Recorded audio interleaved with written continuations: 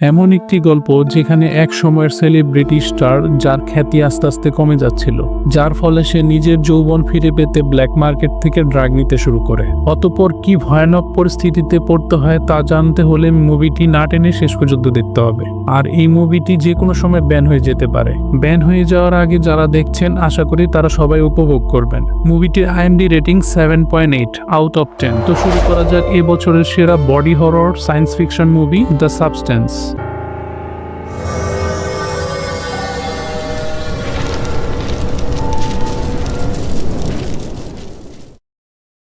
মুভির শুরুতে একটি ল্যাব দেখতে পাই, যেখানে একটি ডিমের কুসুমে কিছু ইনজেক্ট করলে ডিমের কুসুমটি বিভাজিত হয়ে আরেকটি নতুন ডিমের কুসুম তৈরি হয়। আর এটাই গল্পের মেন পয়েন্ট, যেটা আমরা মুভির শেষ দৃশ্যে দেখতে পারবো।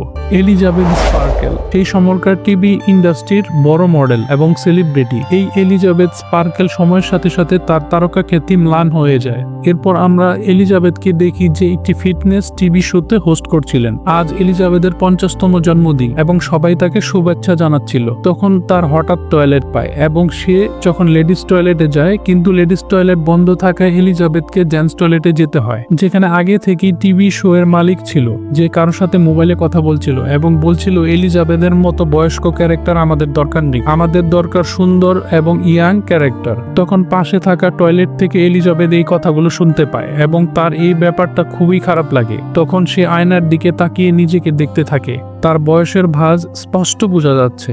বয়স বেড়ে যাওয়াটা তার দুঃখ তো ছিলই, কিন্তু এখন তার দুঃখ আরো বেড়ে গিয়েছে, কারণ তাকে শো থেকে বের করে দেওয়া হচ্ছে। সে ডিরেক্টরের সাথে দেখা করে। তখন ডিরেক্টর তাকে বলে, দেখো এলিজাবেথ, আমি তোমাকে কোনো সাহায্য করতে পারবো না, কারণ আমার শো চলে মানুষের জন্য। আমি মানুষদের সেটাই দিতে চাই যেটা তাদের দরকার, অর্থাৎ সৌন্দর্য, যেটা তোমার কাছে এখন আর নেই। ডিরেক্টরের এই কথায় এলিজাবেথ খুব কষ্ট পায় এবং সে সেখান থেকে বেরিয়ে যায় এবং ড্রাইভ করতে সময় ডিরেক্টরের কথা ভাবতে থাকে। ও ড্রাইভিং থেকে তার মনোযোগ সরে যায় এবং সে একটি গাড়ির সাথে অ্যাক্সিডেন্ট করে।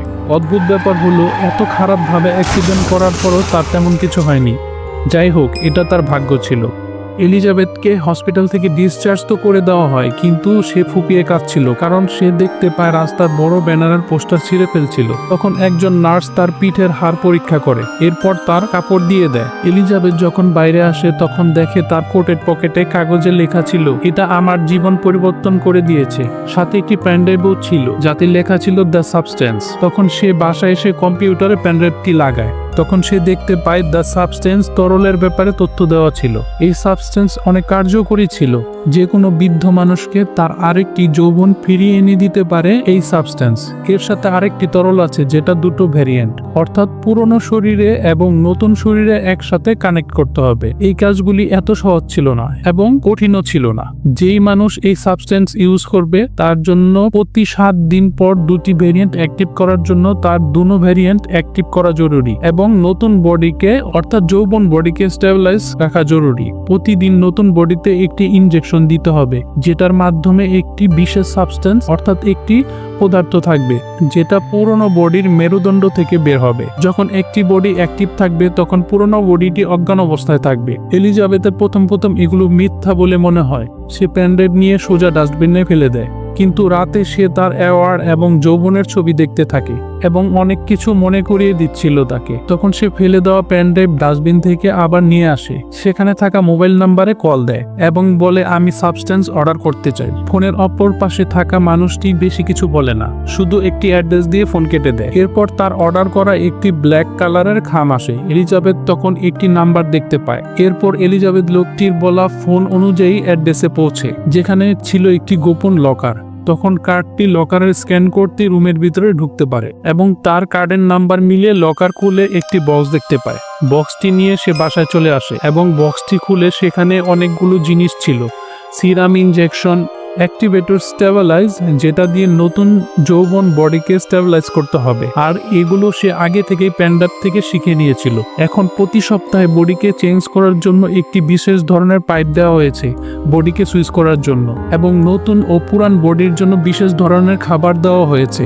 এরপর এলিজাবেথ ওয়াশরুমে যায় এবং দীর্ঘ সময় ধরে তার শরীরটাকে দেখছিল। সে সিদ্ধান্ত নিতে পারছিল না তার এটা করা ঠিক হবে কিনা। তারপর অনেক চিন্তার পর সে সিদ্ধান্ত নেয় এবং গ্রিন কালারের সাবস্টেন্স ইনজেক্ট করে নিজের শরীরে। ইনজেকশন লাগানোর কিছুক্ষণ পর তার মধ্যে অসহ্য যন্ত্রণা শুরু হয়। সে যন্ত্রণায় ছটফট করতে থাকে। তখন তার চোখের মণি ডাবল হয়ে যায়। এরপর তার কোমর থেকে পিঠ পর্যন্ত ফেটে সেখান থেকে একটা নতুন যৌবন মেয়ে বাইরে আসে। এটা এলিজাবেথের নতুন ভেরিয়েন্ট, অর্থাৎ তার নতুন বডি। এলিজাবেথ তখন নতুন বডি দেখছিল। সে বিশ্বাসই করতে পারছিল না যে এটা কাজ করছিল। এতটাই সুন্দর এবং যৌবন হয়ে গেছে তা সে কখনো কল্পনাই করতে পারেনি। অনেকক্ষণ নিজেকে দেখার পর এলিজাবেথ তার পুরনো বডিকে সেলাই করতে থাকে। তখন সে পুরনো বডিকে বাঁচিয়ে রাখার জন্য কোম্পানি থেকে যে খাবারগুলি দেওয়া হয়েছে সে পুরনো বডিতে প্রবেশ করায়। রাতে সে তার সৌন্দর্য উপভোগ করতে থাকে, কিন্তু সকালে যখন ঘুম থেকে ওঠে তখন সে দেখতে পায় তার নাক থেকে রক্ত বের হচ্ছিল। সে টেনশনে পড়ে যায়। তখন তার মনে পড়ে তাকে তো একটি অ্যাক্টিভেটর স্টেবিলাইজ দেওয়া হয়েছিল শরীরকে অ্যাক্টিভ রাখার জন্য,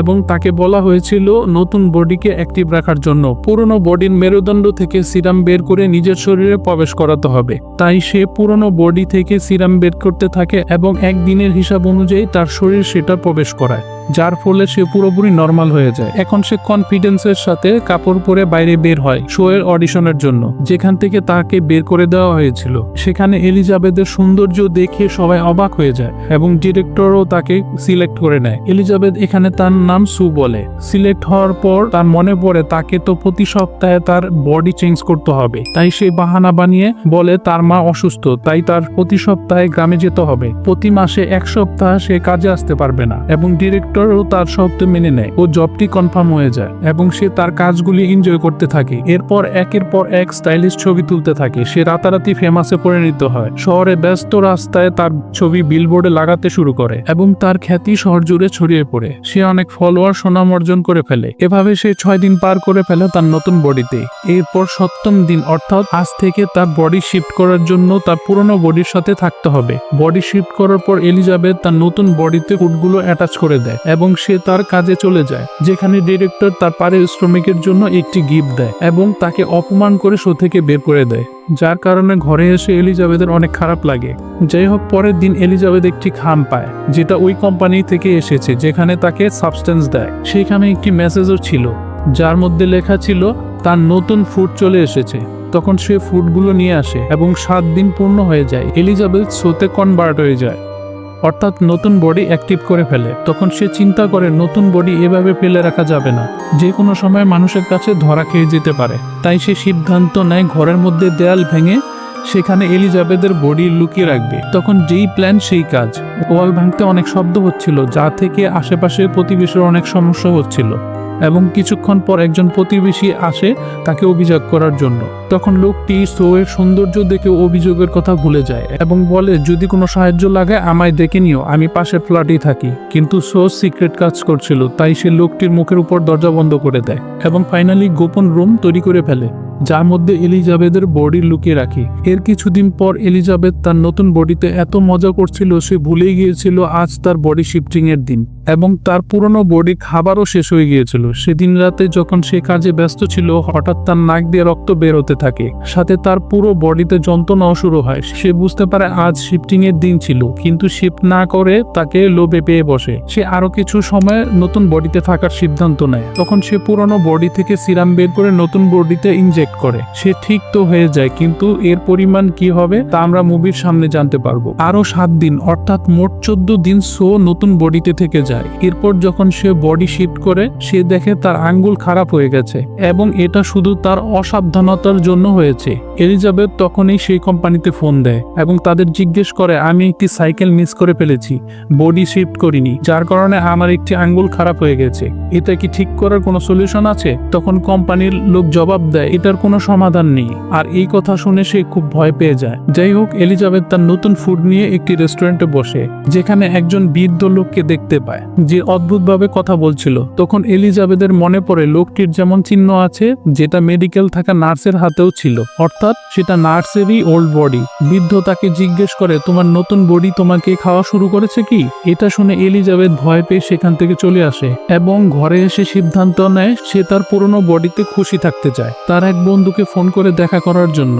সে অনেক সুন্দর কাপড় চোপড় পরে, সোয়ের মতো মেকআপ করে, এবং সে যখন বের হচ্ছিল সে সোয়ের যৌবনের মডেল পোস্টার দেখতে পায়, যেটা দেখার ফলে তার সমস্ত কনফিডেন্স শেষ হয়ে যায়। সে রাগে ক্ষোভে তার মেকআপ এবং চুলগুলো এলোমেলো করে ফেলে এবং সে ডিপ্রেশনে পড়ে যায়, যার ফলে সে অনেক খাবার খেয়ে ফেলে। এরপরের দিন দেখা যায় সে নতুন বডিতে সুইচ করে ফেলে। সেই সময় শো টাইম ছিল এবং সে ডান্স করছিল। সেই সময় তার শরীরের কিছু পরিবর্তন অনুভব করে। সে ঘাবড়ে গিয়ে শুটিং ছেড়ে ওয়াশরুমে চলে যায়। সেখানে গিয়ে দেখতে পায় তার কোমরের দিকে কিছু মাংসপিণ্ড, যা সে নাভি দিয়ে বের করে। এটা একটা চিকেন, যেটা সে রাতে খেয়েছিল। এটা দেখেই সে খুব ভয় পেয়ে যায় এবং চোখ খুলে, অর্থাৎ সে এতক্ষণ স্বপ্ন দেখছিল। সকাল হওয়ার পর সে সত্যি সত্যি বডি সুইচ করে শোতে চলে আসে এবং শোতে গিয়ে সে ঘাবড়ে যায়। সবাই শুটিং এর জিনিসপত্র গুছগাছ করছিল প্যাকআপ করে। একজন লোক বলে আজ থেকে শুটিং হবে না। এরপর সে ডিরেক্টরের কাছে যায়। তখন ডিরেক্টর তার মন খারাপ খুশিতে পরিবর্তন করে দেয়। সে বলে এটা কোনো নর্মাল শো না, বিখ্যাত শো, যেখানে তোমায় থাকতে হবে। সে অনেক খুশি হয়ে যায় এবং কোনো কিছু বলার আগেই ডিরেক্টরকে হ্যাঁ বলে দেয়। সেদিন নিউ ইয়ার ছিল, কিন্তু তার খেয়ালই ছিল না সেদিন তার বডি শিফট করার দিন। সে লোভে পড়ে গিয়েছিল। সে তার বডি সুইচ করতে চাইছিল না, তাই সে অনেকদিন নতুন বডিতে থাকা শুরু করে। সে এই বডি অ্যাক্টিভ রাখার জন্য পুরনো বডি থেকে সিরাম বের করে নতুন বডিতে প্রবেশ করায়, যার ফলে পুরনো বডিতে প্রভাব পড়ে। এখন সিরাম ইউজ করার পর যখন বডি শিফট করে তখন সে দেখে এলিজাবেথ পুরো বুড়ো হয়ে গেছে, কারণ তার বডি থেকে অনেক পরিমাণ সিরাম বের করা হয়ে গেছে।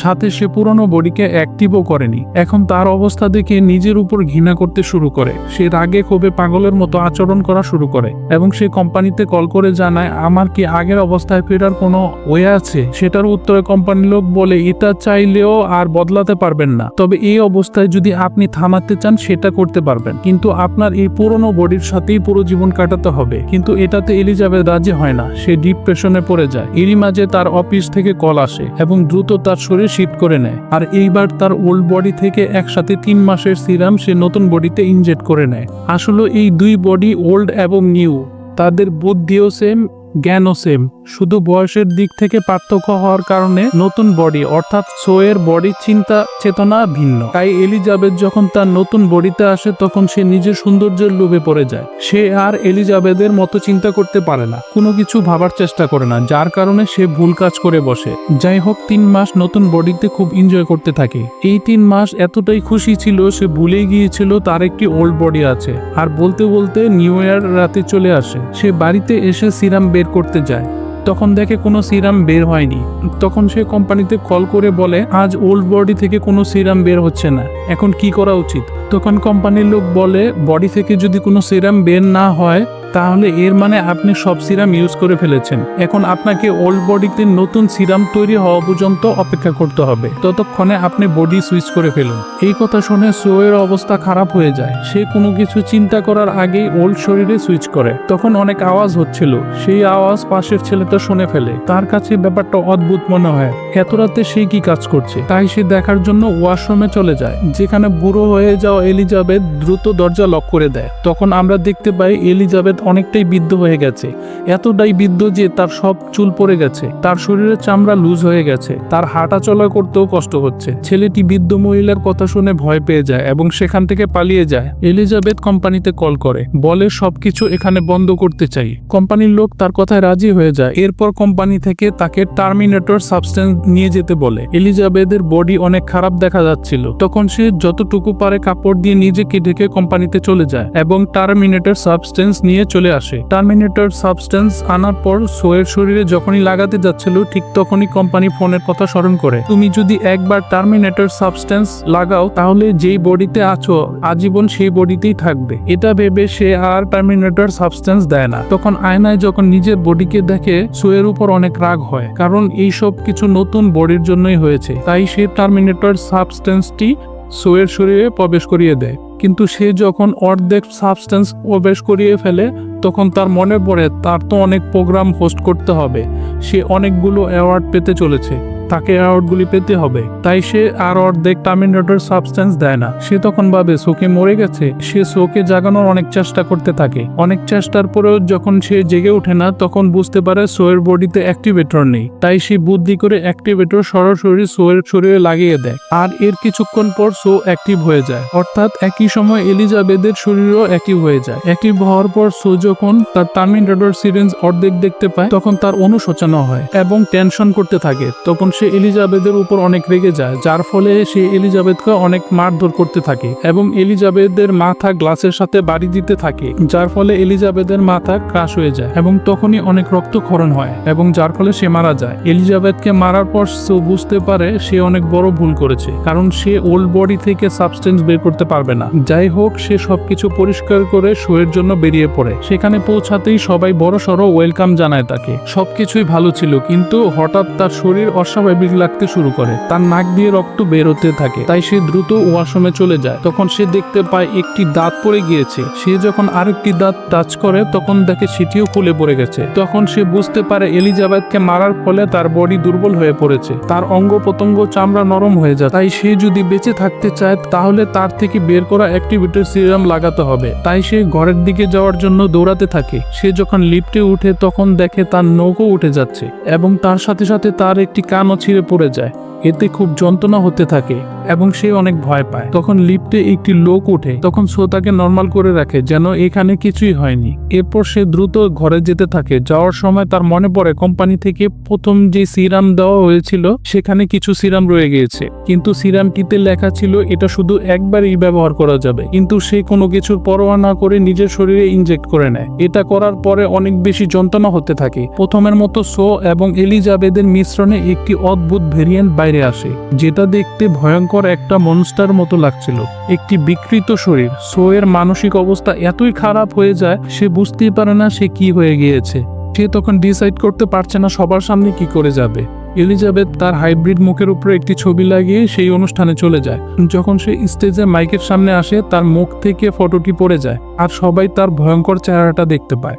অডিটোরিয়ামে সবাই স্তব্ধ হয়ে যায়। তখন তার শরীর থেকে কিছু একটা বের হয়ে আসে। সবাই ভয়ে চিৎকার শুরু করে, এদিক ওদিক পালাতে শুরু করে। তখন একজন লোক বেসবলের ব্যাট দিয়ে এলিজাবেথকে আঘাত করে, যার ফলে তার মুখ ফেটে যায়। এদিকে ওদিকে পড়ে যায় তার বডির অংশ এবং তার রক্ত সবার শরীরে গিয়ে পড়ে। সবাই ছোটাছুটি করতে থাকে আর এলিজাবেথের বডি ফেটে দুই টুকরা হয়ে যায় এবং সেখান থেকে এলিজাবেথের মুখের অংশ মাটির সাথে হেঁচড়িয়ে এগোতে থাকে। আর এটা সেখানে গিয়ে পৌঁছায় যেখানে এলিজাবেথ স্পার্কেল নামের স্টারটি ছিল। তার পুরো বডি শেষ হয়ে গেছে, কিন্তু চেহারাটা অদ্ভুতভাবে স্টারের উপর গিয়ে বসে থাকে, যেটা কিনা আকাশের দিকে তাকিয়ে হাসছিল। তখন সেটাও ফেটে যায়, পড়ে থাকে শুধু তার রক্ত। এর পরের দিন পরিষ্কার পরিচ্ছন্ন কর্মী সেটাকেও মুছে ফেলে, আর এখানেই মুভিটি শেষ হয়ে যায়। আশা করি মুভিটি আপনাদের অনেক ভালো লেগেছে, আর যদি ভালো লেগে থাকে অবশ্যই সাবস্ক্রাইব করতে ভুলবেন না। দেখা হচ্ছে পরের মুভিতে। সেই পর্যন্ত সবাই ভালো থাকবেন।